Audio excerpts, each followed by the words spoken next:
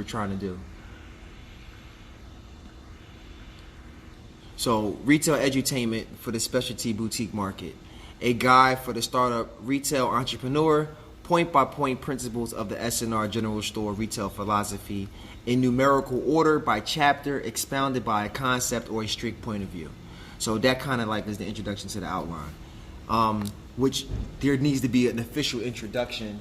So basically, retail edutainment for the specialty boutique market, a guide for the startup retail entrepreneur, point-by-point principles of the S&R general store retail philosophy in numerical order by chapter, expounded by a concept or a strict point of view. Introduction.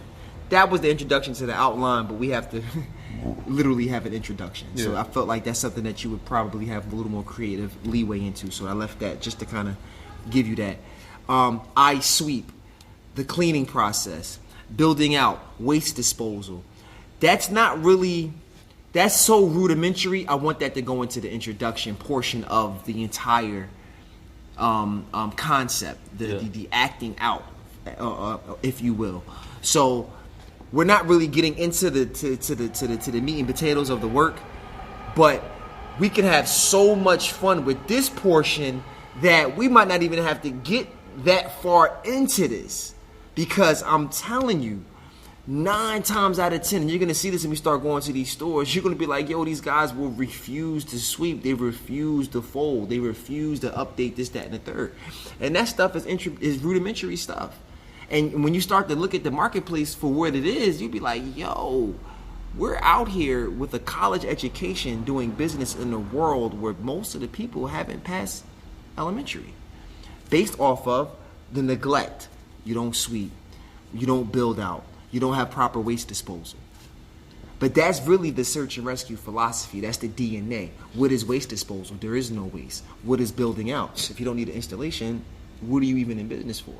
If you don't get an installation, how do we even get in business? So you get the paragon. Yeah. And then isweep. isweep represents just 90% of interior design has to do with cleaning. Period.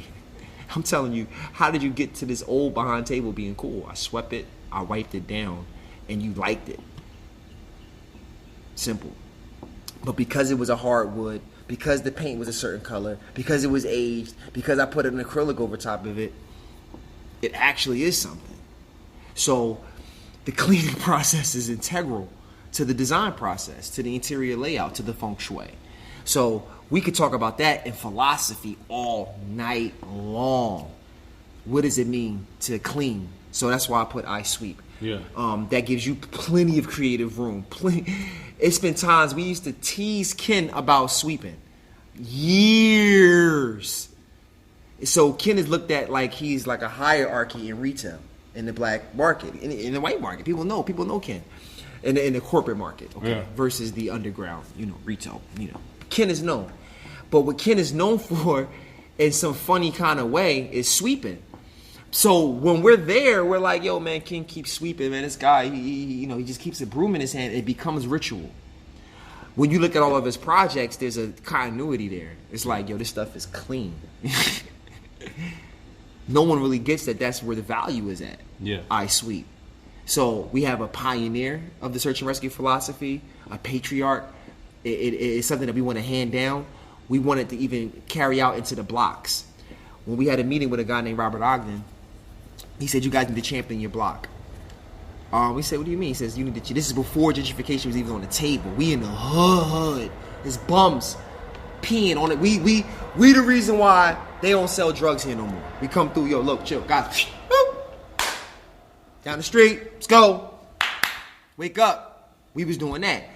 We couldn't get that off in Kensington because they're clearly importing everybody there. Yeah. But where we were at in Chester, it wasn't an onslaught of new dope fiends being dumped and new.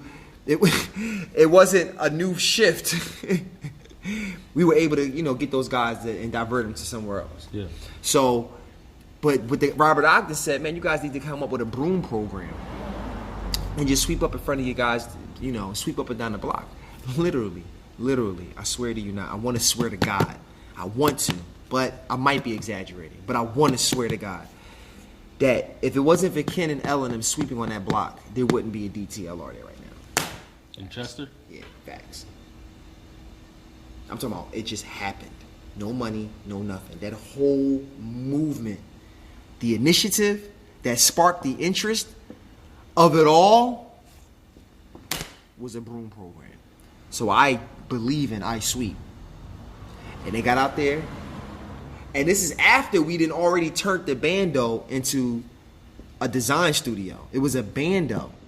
What did we do? All we did was sweep. I think that might have been the case here too.